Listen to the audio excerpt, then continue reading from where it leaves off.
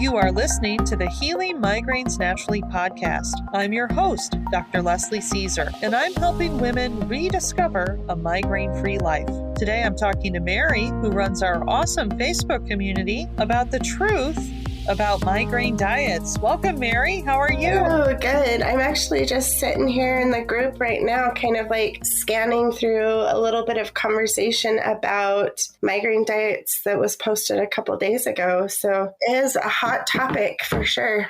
It is. Well, I think it is one of the most discussed topics, and definitely with my clients, one of their top concerns that they have to eat a certain way because they are prone to migraines. Right.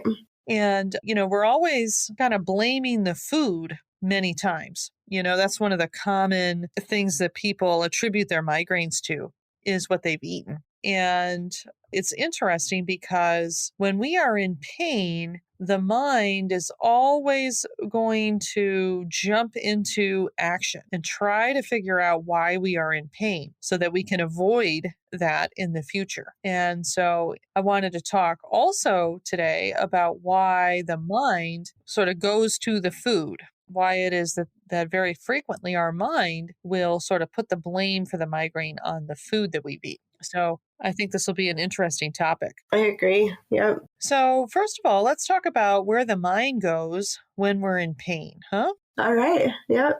So, we are wired to figure out why we are in pain, whether that's physical pain, mental pain, emotional pain. We are wired to figure out why we are in pain so that we can avoid the painful situation. So our body is going to do whatever it can do to get us out of pain. And so, like, for example, if we put our hand on a hot stove, our reflexes kick in and our reflexes will immediately remove our hand from that hot stove. And that is a protective mechanism. If we didn't have those reflexes, if we couldn't feel the pain that the hot stove was generating and we just kept our hand on the hot stove, well, then our hand could be severely injured. We could get serious infection, die from that infection, right? So when we have pain, that is a signal that the body really takes very seriously. And if reflexes can take care of the problem, our reflexes will kick in. If we don't have a reflex that's going to solve the problem, then our mind is going to go into action and it's going to start to sort of hunt down what could be causing this pain that I'm in. I'm going to start looking for answers. It's really interesting because, in our culture right now, there's like this movement of be positive, think happy thoughts, right? But genetically, biologically, our brain is actually wired to look for negative so that we can, like you said, hone in on what is the problem so we can fix it. It's a protective mechanism, right? Absolutely, right? I mean, if we did not have these reflexes to remove our hand from the hot stove, and we put our hand on a hot stove and we were in pain and we just said to ourselves, oh, I'm just going to think happy thoughts through this pain in my hand if I have it on a hot stove, that would not be effective at all because our hand is being damaged. We need our hand to survive.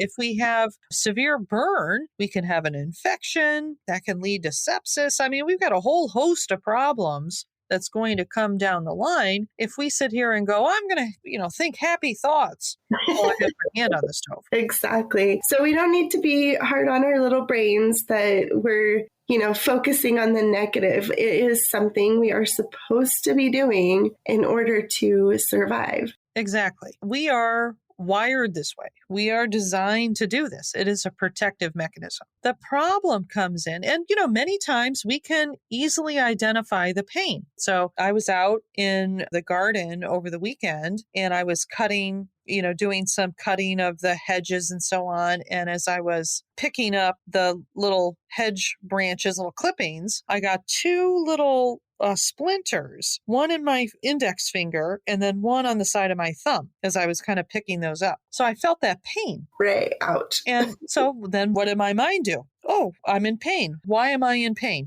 All right. So I started looking at the painful spots and then I saw, oh yeah, I got a little splinter in there. And then I was able to remove the splinters and then the pain went away. So if I didn't have my mind jumping into action, Oh, well, I just have pain in my finger. Oh, I have pain in my thumb. Okay, I'm just going to move on. I'm going to just think happy thoughts. No, my mind moved me into action so that I was able to notice that I have these two splinters. And then I was, okay, let me take the splinters out. Okay, now my hand, my finger doesn't hurt anymore. So, in many situations, when we are in pain, it's very obvious what the cause is, and we can take clear steps to fix the problem and make the pain go away. Unfortunately, migraines are not that simple. Migraines are a very complex phenomenon, a very complex cascade of symptoms that affects multiple organ systems. For most people, a migraine is not just head pain. There are other systems, there are other symptoms involved. People can be nauseous, they can feel dizzy, they could have tingling, they can have mood changes, right? There's a whole host of other symptoms. It's a very complex phenomenon. Also, I like to think of migraines sort of like a tsunami hitting the shore. So I believe that, if we get a migraine at 2 p.m., that's when we become aware of the migraine symptoms. But the migraine very likely started prior to 2 p.m. So it's sort of like, when an earthquake happens in Japan, right? That earthquake generates that underwater tsunami, and that wave is rolling along the ocean floor. And, boats at the surface, they have no idea there's a wave, going along the bottom of the ocean until that wave hits the West Coast. Then the waves come crashing on the shore, and then we notice, wait a minute here, there's something going on. There's a phenomenon happening here. Which explains why so many people have that, something's coming feeling without anything really there. It's like a phantom symptom. What is that called? I call uh-oh moment, right? Uh-oh moment, yeah. I don't know if there's a medical term for it, but uh-oh moment seems to describe it well. That's what I used to say to myself. Uh-oh. Someone's coming and you don't there's not necessarily even a vision disturbance. That's usually when I first notice, is when it's like, uh-oh, my vision looks weird. I don't know, is this a migraine coming on? But is there even sometimes for people who don't even have a vision, but they just feel the uh-oh, Yeah, exactly. I've had auras, and for sure, when I think of the auras that I've had, even before I can see the first distortion in my vision, I still feel like there's something wrong here. What is this? Are my glasses smudged? There's something there, even if there's really not something there. Exactly. I can totally relate to that. Some people, before they get a migraine, they actually have an improved mood. They actually feel really great. Right. So, yeah, a lot of times people don't even recognize the first waves that are hitting the shore. Because even when that tsunami hits the West Coast, the first waves are not that characteristic. It has to build up before those big waves start coming in, right? So sometimes it can be even very difficult to determine when the tsunami is hitting the shore exactly. When did it actually start? Right? It makes sense that migraine sufferers are kind of always on hyper alert. When is it coming? Exactly. Yeah. Is that an uh-oh moment, or is it not an uh-oh moment? Exactly. So you can imagine, right? So, now we have, worldwide earthquake monitoring, and we have worldwide weather projections and, sea level projections, right? We have this amazing infrastructure, right? So, we're not caught off guard on the West Coast anymore if a earthquake happens in Japan. Nobody on the U.S. West Coast is caught off guard. They issue tsunami alerts ahead of time now. Right. But you can imagine a few hundred years ago, earthquake happens in Japan. You take the indigenous people that were living on the Pacific coast here, they wouldn't have even known there is Japan. Right. If earthquake happened, they don't even know that exists, right? That where that earthquake happened, they were not even aware of that part of the world, right? All they are aware of are, wait a minute, these waves keep coming in. Whoa, wait a minute here. We've got whole situation here. There's a big problem coming. Exactly. And so the people at that time, what would they have done? They would have spent a tremendous amount of time figuring out what caused these waves to crash upon our shore here, because we've got a, disaster here and we want to prevent that. Right. And so humans, since the dawn of time, when a disaster happens, they try to figure out why. Right. And over the course of human history, we humans have blamed things like tsunamis on displeasing the gods, right? Wide variety of things. It's only now that we know why that tsunami is coming up on the Pacific coast. But you can imagine, since the dawn of time, how much speculation and incorrect conclusions we humans came to as to why a disaster struck.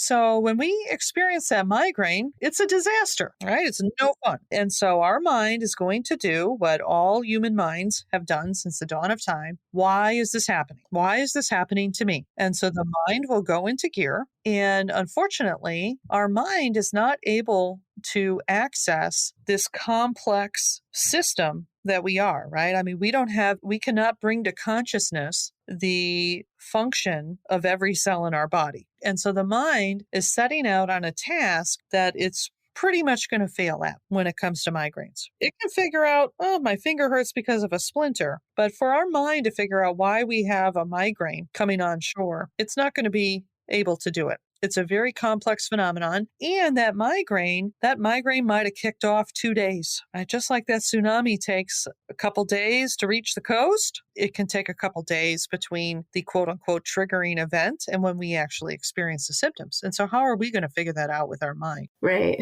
Exactly. But boy, do we try. Right. And we need to just remind people that it may not be the fluorescent lights in your office that kicked it off, but it's kind of like that's the last straw that broke the camel's back kind of thing. So it might have been something 2 days ago that started it, but it took a while before the straw hit the camel's back and then it broke. For sure. And when it comes to our mind trying to figure out what caused this, our mind is going to review the day. Okay, well, this started at 2 p.m. What did I do right before that? What did I do an hour before that? What did I do 2 hours before that, right? It's going to kind of start to review the day, review the timeline. So what do we do all day long? We eat. We have at least 3 meals a day. Of course, yep. Then we have snacks. So when our mind is reviewing the day, it's not going to take very long before it comes to mealtime. You pick a time during the day and, you're going to be within a few hours of a meal or something that you've eaten. So it becomes a very likely candidate for the mind to fixate on. What did I eat? Migraine at 2 p.m. What did I have at lunch? So this is what our mind is going to do. But then we get poor advice on top of this. So our doctors tell us, well, you have migraines. I want you to keep a detailed food log. I want you to write down everything you eat. And then let's see if we can notice any patterns. So this is professional advice that is kind of getting overlaid on top of what our mind is already going to do. It's going to even reinforce for the mind to suspect that it's something that we've eaten. Right. Or the typical stop eating everything diet. And what is it called? They gradually add everything back in one at a time. Yeah, like an elimination diet. Exactly. Yeah, it goes to pretty extreme lengths to figure out what the culprit is. Exactly. So people, already the mind is going to start to suspect that it's something we ate because that is going to be in near proximity to the onset of the symptoms that we are aware of. Then our doctor tells us to start to log all of our food. Now we're going to try to figure out a pattern here. Well, to do that, now I've got to become a little bit obsessive. Yes.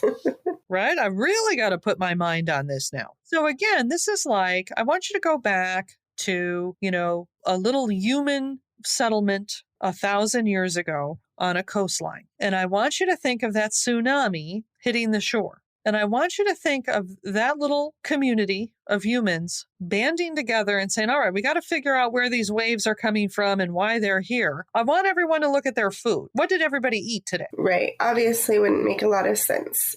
Well, It seems obvious to us now because we know this is from an earthquake, right? This is from an underwater earthquake. But, I mean, it's reasonable as anything else. True. So then you have that, let's say, that little human community start to obsess around what people are eating, look for connections. Well, the last time we had these waves, we had a community corn dinner. Oh, no, nobody can eat corn anymore. I mean, the human mind could definitely go down this route. So what we experience as we're doing this, right? We're doing the food log and then we start to look for patterns. Okay, well, I had strawberries 2 days ago and now I got a migraine. Let me look for the last time I had strawberries, right? Maybe it's the strawberries. Maybe I won't eat strawberries. So then we won't eat strawberries for 6 months. And then June comes around when all the berries are in season and the strawberries look so delicious. And so then we have some strawberries. Oh, I didn't get a migraine. Okay, great. I guess I can eat strawberries now. So then, right, we keep eating strawberries. And then a month goes by, we have strawberries. 2 hours later, we get a migraine. Oh, no, maybe I shouldn't eat strawberries, but I ate them before. I ate them for a whole month and nothing happened. But 6 months ago, I ate strawberries and got a migraine, but maybe, I don't know, maybe I can't eat, right? See how confusing this is for the mind. That literally could drive you crazy. Exactly. Talk about anxiety provoking. Yes. Right? Can I eat the strawberry? Can I not eat strawberries? And so people start eliminating food on suspicion. Well, I mean, sometimes I eat strawberries and I'm fine. Other times I don't eat strawberries and I get a migraine 2 hours later. So you know what? I'm not going to chance it. Right? Just abundance of caution. I'm going to avoid strawberries. Well, and I know we've talked about in other episodes, like when we talked about digestion and stuff, it's like you've said before, people start taking one thing away and another thing away. And pretty soon their list gets shorter and shorter of what they can eat. Exactly. We have a great podcast on food triggers. I direct everybody to that podcast. It kind of takes this conversation to a little bit deeper level. You're absolutely right. When we are reacting to foods, it has more to do with our digestive function than the food itself. And so if you say, wait a minute, you got to be kidding me, check out the Food Triggers podcast. So people will, they're doing these diet diaries. They start to eliminate some foods out of an abundance of caution. And this, like you say, gets obsessive, gets very anxiety provoking. Well, what if this has strawberries in it? Now, when we go in a restaurant, we can't just order off the menu. We've got to have a 5-minute conversation with the waiter. Does this have any, is there any strawberry sauce? Do you have, please, no strawberries. And then everybody else at the table is like, ay, ay, ay. So it becomes extremely anxiety provoking. And then it doesn't stop with the strawberries because the migraines keep coming. Well, geez, okay, I haven't had strawberries in 6 months. I still have migraines. What else could there be a connection to? Well, everybody tells me gluten is bad for you, so maybe I'll stop eating gluten. So now this is where, as you mentioned, we start to go down the road of some of these dietary fads. Well, everybody knows you can't eat wheat. Everybody knows you can't eat eggs. Everybody knows you can't eat pork. Everybody knows, right? It's like everybody knows suddenly this food is poisonous, bad for you. What about the whole anti-inflammatory? Because, that's a hot button word that people talk about a lot. But when I look at food, I'm like, is this strawberry anti-inflammatory? Or does it cause inflammation? Or it's not like everything comes with a label saying whether or not it's going to cause inflammation. Yeah, so this is going to be... Is this a soapbox? All right, I'll stand down. You go ahead. So yeah, I do have a podcast on this anti-inflammatory diet issue. Okay, so again, I would direct people to that one. And I think we need to do probably a part 2 on that because it is a very, very misunderstood concept.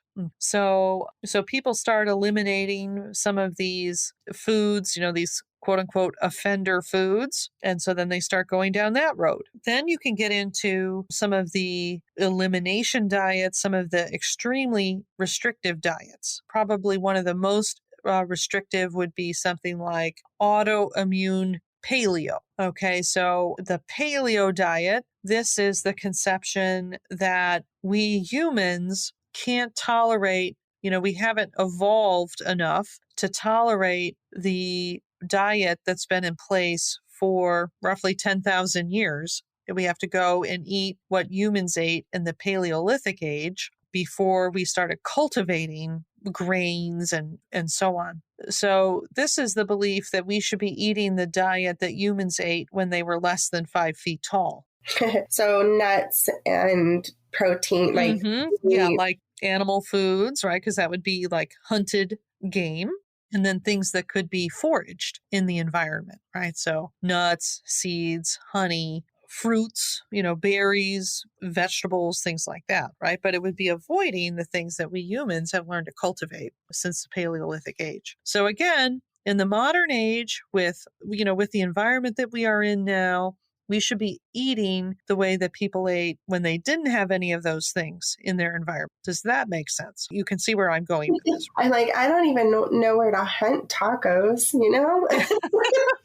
Where do those even live? Right? Yeah. What's the natural habitat for tacos, right? And then to add even more pain to this diet, they call it the autoimmune protocol. So with autoimmune diets, they're eliminating some of these so-called inflammatory foods, such as eggs, wheat, that would already be eliminated. But basically, you're eliminating eggs from that, dairy products, etc., because these are supposedly inflammatory foods. Right. I've heard sugar is inflammatory. I'm choosing to ignore that, but You're ignoring that one. yeah, it's not. I'm not gonna listen to that. No. So that is probably one of the most restrictive diets. Another very restrictive diet would be a vegan diet, only eating plants. Okay, so that's extremely restrictive. There is no naturally occurring vegan diet anywhere on earth, just FYI. And so there are some naturally occurring vegetarian diets, but vegetarian diets do incorporate animal foods. Vegan diet would not. So that would be an extremely restrictive diet. That's kind of one of the more recent fads. Okay. So people will try sort of all of these general fad diets that are supposedly health promoting. Paleo, keto, intermittent fasting, vegan diets, all of these things are kind of prominent right now in the hopes, right, that they're going to eliminate the food that's causing the problem. Isn't there like a whole entire book about like literally called the migraine diet? There's several books that say that if you are prone to migraines, you have to eat in a particular way. And this is sort of like the last stop on this train, right? Because people will start to eliminate foods here or there. Then they eliminate some of the things that they're told over and over again you shouldn't eat, like wheat or eggs or something. They might go into sort of like a diet that anybody with any health condition could follow, like keto or autoimmune paleo. But then the ultimate is no, you need to eat a particular way because you have migraines. And that's where we get into the migraine diets. I'm just like I just took 2 seconds and Googled migraine diet book, and I'm like, holy cow, there are so many different books. And I don't know, to me, it goes back to the whole spaghetti on the wall theory. Like, which of these books, like, you just guess which one you think might work and go for it? I mean, I don't know. It just feels like a whole shot in the dark. And like so many other methods that we've talked about, it's a money-making thing for people, which is really sad. You don't sell any books by saying, this is how you should eat to support your health, and it's going to apply to everybody in your family. That doesn't have much of a ring to it from a marketing perspective. Yeah, right? Doesn't have the ring. Exactly. But so we have to go back to the cultural biases that we have, sort of the mindset that we are all steeped in. So when we have a chronic health condition like chronic migraines, we have been told that we have a chronic health condition. It can never be turned around. You have to manage it, right? When we have a chronic health concern, we have to manage that. And that we are sort of broken, defective, just bad luck. These chronic migraines just fell out of the sky and landed on your back. And now this is the cross you have to bear. This is your life. Well, and something, like you've always said, and something has to come from outside of you to fix it. Exactly. And so wouldn't it make sense, if that's what you've been told all your life, wouldn't it make sense that you have to eat differently than everybody else. That would be a logical conclusion. Well, if I've got this, migraine monster on my back that I have to bear and manage for the rest of my life, I bet you I can't eat like everybody else. And so that, when you write a book that says this is how you need to eat if you have this health condition, that makes sense to people and people buy that book. Unfortunately, it's not true. And I can tell you it's not true through my own personal experience. So sort of I would call it almost a hobby for, nearly 25 years now. I have tried every diet out there. So even before I became a naturopathic doctor, I became really interested in all of these different dietary schemes,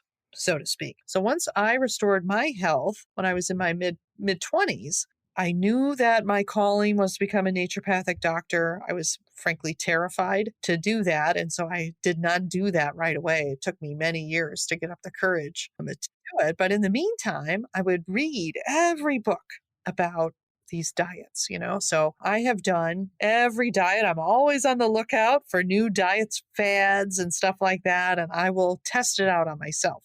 So I have experienced, firsthand the pros and the cons of all of these different dietary fads that have come through. And when I eat, according to the program, I may feel an effect on my health, positive or negative, but it does not have an impact on my migraines. Because if I notice that a particular diet is degrading my health, I will stop it before I go into my migraine zone because I don't want to get migraines.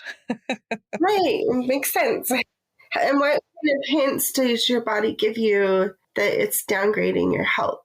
Well, so within the 3 principles, okay, so if you've been following the podcast, I talk about these 3 principles that are required to restore and maintain our health. And if we have blockers or missing pieces, if we start to get sort of deficient, if you will, within those 3 areas, there are symptoms that the body generates. I go through those symptoms in my free training called the 5 Steps to Healing Migraines Naturally. I go through what some of those typical symptoms are when we start to develop deficiencies within those 3 principles. So you can imagine that I'm on the lookout for those things and I reverse course if they start to come up. Slam on the brakes. Now, a few years ago, I was experimenting with doing some sort of typical things that people will do with their eating habits to try to kick myself into a migraine, sort of like real obvious non-health supporting eating habits. A few years ago, I went through a little phase where I was trying to kick myself into a migraine just so I could test different That things. is sadistic. And also that it's like, what did you eat? Cheetos for breakfast, lunch, and dinner? Like, I really don't want to know. Exactly, right. But I didn't enjoy that too much, and so I haven't done that in a while. But however, end of last year, I did try one of the latest dietary fads for 2 months. I gave that a go. So that is something that I just always have a lot of fun with and enjoy doing. So I'm somebody like every woman listening to the podcast. If I am not in a state of health, I'm going to get migraines. Okay, so how can I eat all of these different ways? I can do keto. I can do intermittent fasting. I have done traditional vegan. I have done vegan keto. I have done the autoimmune diets. I've done paleo diets. How can I do all of these different dietary fads and not get migraines? Because it's not the dietary scheme that keeps us out of migraine zone. I probably don't have every migraine diet book, but I have most of them. I have either tried those or read them to understand why why the author is recommending them. Now, you have to understand what most people do is they tell other people to do what makes them feel good. And that's why everyone's like, oh, I swear by this, that, and the other diet. I swear by it. Exactly. So what I have noticed looking through these migraine diet books, okay, they're written by people, right? They're written by people who are prone to migraines. That's why they're passionate about it. But what I see in the recommendations is that what worked for them, this is now what they are recommending. And I don't do that with my clients. I have done all these different diets and I have, experienced, okay, how do I feel on this one? Well, I feel better on some than I do others. Okay. When I did traditional vegan, that was real tough for me. When I did vegan keto, oh, that was a breeze for me. For other people, they can do a traditional vegan diet and not have, they can feel great. For me, Yeah. I don't feel at my best. How long do you usually give a diet just when you're testing it? Like, do you recognize something within a few days or do you give it a few weeks or? Oh, yeah. So I will give it several months. Oh, gotcha. Okay. For sure, because I want to experience like what are the long-term changes that I Well, notice. I don't know about most people. Maybe this is just me, but when you start like a new eating habit, it usually lasts 2 or 3 weeks and then you're like, well, that's not working. So there's a pretty good chance that people are, I mean, maybe it is just me, but like not even reaching the point where they can have a true measurement of how it makes them feel anyways. Well, and I'm not doing it to feel better. I'm doing it to test the diet. Right, exactly. So I'm motivated to do it for as long as I feel I need to do it to kind of get the data that I'm looking for, getting a good test on myself and kind of understanding, okay, what does this diet do? So my motivation is totally different when I do Right. this. A general person who's just trying to figure out their migraines may or may not even be doing it long enough to help them or hurt them. So are They they may not be making an long enough, actual, like measurement of how it's helping, I guess? or they may be eating in a way that was really great for the author and not at all compatible for them. I mean, these migraine diets, there's one in particular that is a level of insanity that involves. So there's one popular migraine diet that obviously works for the author, but it's so, I don't want to mention it by name, but it is unbelievably difficult to implement. It requires at home blood sugar measurements, something like a diabetic would have to do, which is quite, diabetics don't like measuring their blood sugar because it is painful and it is so involved. I mean, if you don't have diabetes, you're going to be very unwilling to do that. And then requires monitoring things like barometric pressure changes and monitoring all these things in the environment, the menstrual cycle, and then adjusting nutrient ratios and adjusting things to account for all of these things in the environment. It is, when I look at this, I mean, this would be like a full-time job. For real. So rather than the migraines consuming your life, the method of eating consumes your life. Correct. Exactly. And the author, clearly this worked for her, but the insurmountable odds that anybody else is going to be able to implement what she recommends. I mean, to become that obsessive over things requires a particular type of personality. And if you don't have it, you're not going to be able to do it. I know I don't. Right. I don't have the kind of patience that sounds like that requires. No, I mean, I'm not going to be monitoring the barometric pressure changes and then adjusting, if I had, adjusting things based on barometric pressure changes.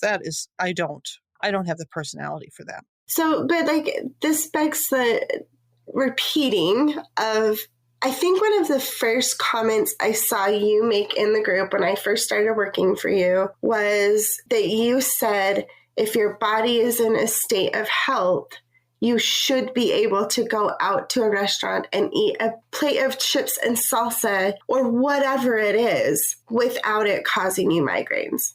So, it's the same thing with all of the forms of diets. If your body is in that state of health, it shouldn't matter if you're eating paleo or keto or Cheetos, like to some extent, right? Like, Right. I mean, everybody knows Cheetos is not a health food, right? yes, But exactly. yeah, we should be able to eat Cheetos occasionally, right? If we're eating Cheetos every day, obviously, right? This is not health supporting food. This is not a big bombshell for people. But last weekend, we went over to my folks' house. My mom is a fantastic baker and she made a chiffon cake for dessert. I thoroughly enjoyed that piece of cake. And so, again, if I'm eating chiffon cake every day, eventually that's going to cause some problems. But Can I go over to my folks' house and enjoy with my family a wonderful dessert? Absolutely, I can do that. So it's again, like I keep saying, it's really not the food.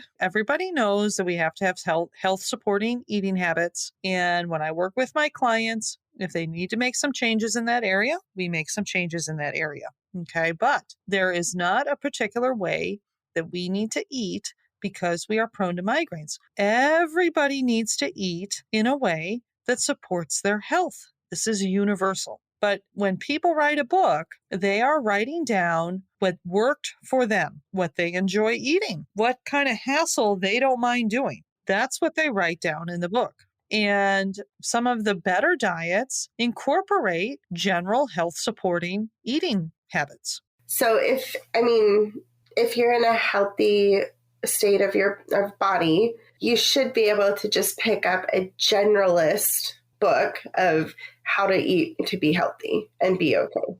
Well, unfortunately, you're not going to find that book. I know. I'm just saying, like, in general, you should be able to, I'm going to eat protein, vegetables, fruits, like the stuff that we all learned in elementary school should be good enough to sustain health and make Well, you. unfortunately, so now you're going to get me on my Oh, soapbox here. no. So, unfortunately, what we are taught in elementary school is influenced by the food lobby. And so the food lobby may or may not have our health in mind. And so, unfortunately, what I have found in my work is that people have not been taught, how to eat to support their health. This is a real problem. And people have been ridiculously confused over the years with all of this. Well, I can't eat grains. I can't eat beans. I can't eat eggs. Like the foods have been scapegoated. The foods have been made into the villain. True. That's so true. I still, to this day, like, I think I love my mom dearly, but to this day, she's like low fat to her deathbed. Like, because the 90s where everything had to be low fat, right? And now it's almost the opposite of like, well, if you're eating healthy, you need healthy fats in your diet. But it makes it really difficult to know what actually is healthy for your body when it just depends on which decade you grew up in. Well, again, so you and I are around the same age. We were alive in the late 80s when this low fat stuff kicked off. Remember the Snackwell's cookies and all this other kind of stuff, right? Yes, we love chemical laden fake sugar and low fatness. Like that was the hip thing back in the day. So let's kind of dissect that a little bit. So you had this thing take off, right? There was a study that was done, a faulty study that has since been debunked, right? That we humans shouldn't eat a lot of fat. Now, we know a tremendous amount about human physiology and human biochemistry, even in the 80s. Believe it or not. Believe it or not, right? Now, even in the 80s, they knew that every cell in the body requires fatty acids and cholesterol to function properly. But you can take a faulty study, and then what happened was the food industry had an opportunity. If you make cookies at home, you're going to put fat in the cookies. The cookie recipe, the homemade cookie recipe has fat in it. You are not going to be able to make at home a cookie that you're going to want to eat that doesn't have fat in it. It's not going to taste very good if you just remove the fat from the cookie recipe. Snackwell's Cookie Company, they were able to come up with a recipe, as you say, with it, the thing that they substituted, they added all this sugar into those fat-free foods, if you remember. Because when you take the fat out of stuff, it tastes like cardboard. So now we got to add sugar to it so that anybody would want to eat it. So then you got to make that in a factory because you can't make that kind of stuff at home. It's not going to taste good. But if you have it in a factory and you have all these additives and stuff like that, now you can make a cookie that doesn't have fat in it. So now, instead of making our cookies at home with fat in them, now we're dependent on the food industry to make a quote unquote healthy cookie for us. Right? That costs, I don't know. I mean, it doesn't cost very much to make cookies from scratch. A pack of Snackwell's cookies, right? I don't know, 10 times, 20 times the cost to make it at home. I don't know, right? But obviously it's multiple times more expensive to buy Snackwell's cookies than to make them at home. And then again, this captures everybody, right? Because, we're never talking about maintaining our health or anything like that. It's always like we've got to do something real super special. We got to manage symptoms, right? It's like we just can't, there's nothing about living a health supporting life. We got to eat in a special way. That captures people because of the culture that we're in. So you have to appreciate all of these fads. I mean, look at keto. Oh my goodness, right? So keto is basically Atkins' diet. Dr. Atkins wrote the book in the 80s. Well, nobody wanted to hear Atkins anymore because it was kind of passé. So now it's called keto. So now when I go in, 10 minutes from a Whole Foods, I actually went there this morning. You can't walk into a Whole Foods without all of these products for keto. Isn't it interesting? Here we have a diet that requires me to purchase products that are made in a factory. Interesting. So what is really going on here? We have a false understanding of disease. Disease comes around when we are not in a state of health and we can restore our health. So we have a false conception around what disease is. We have a belief that we need something external to us to feel good or feel better. And then we have food industry, we have a natural supplement industry, and then we have a book industry that all work together. And the medical industry. So again, I will reiterate, you do not need to eat in a special way if you are prone to migraines. You need to eat in a health supporting fashion. Everybody in your family needs to eat in a health supporting fashion. This is not news.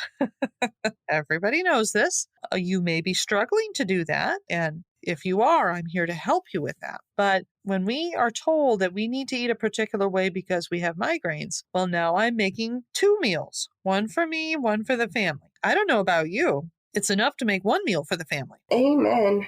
It's hard enough to decide 1 meal. Like, what are we having for dinner is it's like a question people pose before you hand over nuclear war codes. Like, it's like the worst part of the day, Again, if we have to eat a certain way, well, here's my food.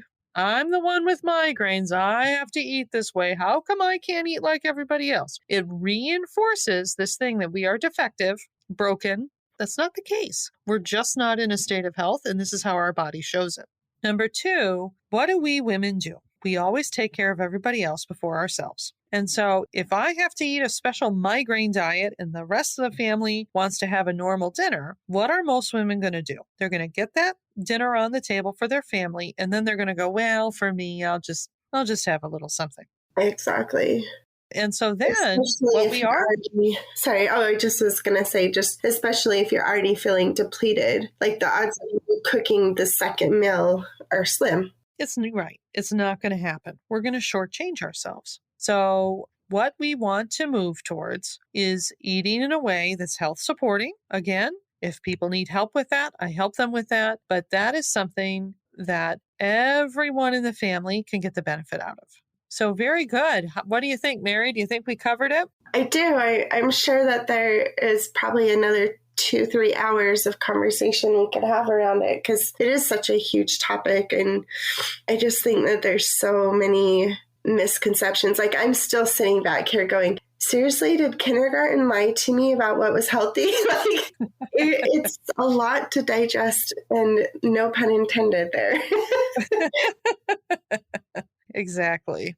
The food industry, the book industry, and the supplement industry, they don't make money when we go to the grocery store and buy food and take it home and cook it. And, again, I find it fascinating that, even with the keto diet. So again, I have eaten the keto diet many times in my life, giving it a whirl. I do not recommend the keto diet to my clients, because there are some real health deteriorating effects of the keto diet. But it's so interesting to me, you can easily do the keto diet without any supplements, factory-made food products, et cetera, et cetera. And yet when I go into Whole Foods, here's the keto products. So again, health supporting does not require a whole bunch of other stuff on the side. If it did, we humans would never have gotten here. That's a good point. That's a good point. I wonder when, I guess, the real industry really came about. Like, people ate just fine without any books or people telling them what they needed to eat for hundreds and hundreds of years. And now all of a sudden in modern age, we need a guide. Well, the supplement industry started, I can't give you an exact date, but there was no supplement industry before the 1980s. And so within the 1980s, that's where you see the rise of the supplement industry. And interestingly enough, I mean, I have some diet books. I think I have some from the 70s. This is actually an interesting question here that we stumbled upon. When did all these fad diets start? Like, how far back can we go? I can think of some going back to the 70s. I'm going to go down this rabbit hole a little bit. Now you got a little I've got a project. Maybe next time we can update everybody. Yeah, exactly. But yeah, the supplement industry. So, I have some mentors, some naturopathic physician mentors that they themselves are in their 70s now, and they started practicing in the 1970s. And at that time, there were no supplement companies. Anything that they recommended, they would have to make themselves. They would be actually making the herbal medicines and things like that. There was no, supplement industry at that time. So yeah, it's an interesting question. Do we really see the rise of these condition-based diets? The Hashimoto's diet, the migraine diet, the rheumatoid arthritis diet, the Crohn's disease diet.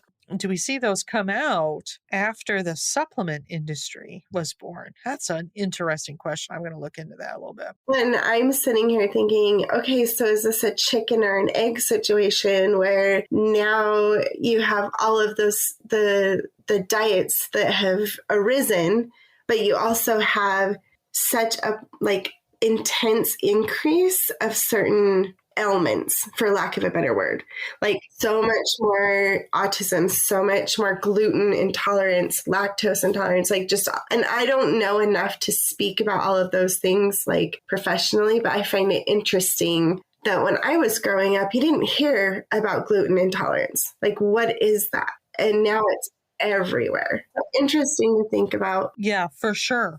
Right. So, the health of the country is getting worse over time, and particularly in our lifetime. The health of the U.S. population has declined tremendously over the past 50 years. Not that you're 50, Mary, but I'll never tell. But it's a great point.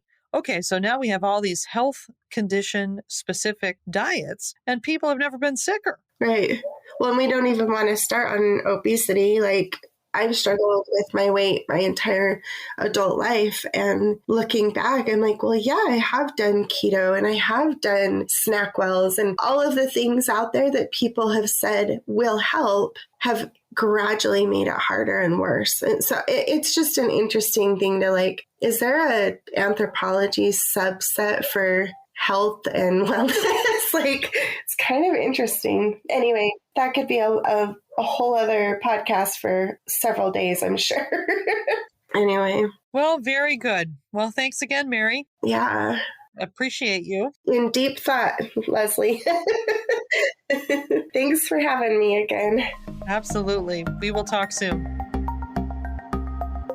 And thank you for listening. Before you go, be sure to like this episode and subscribe to this podcast. You can find us on Spotify, iTunes, and other popular podcast platforms. Do you have someone in your life who would benefit from what we talked about today? Please share it with them. Share on your social media. Share within other migraine Facebook groups that you are in. We really want to get the word out that you can recover your health and stop getting chronic migraines. And if you want to stay connected, join my free migraine Facebook group with over 11,000 women who are rediscovering a migraine-free life. Go to Healing Migraines Naturally with Leslie Caesar, ND, on Facebook, or to healingmigrainesnaturally.com, and we'll redirect you to the Facebook group.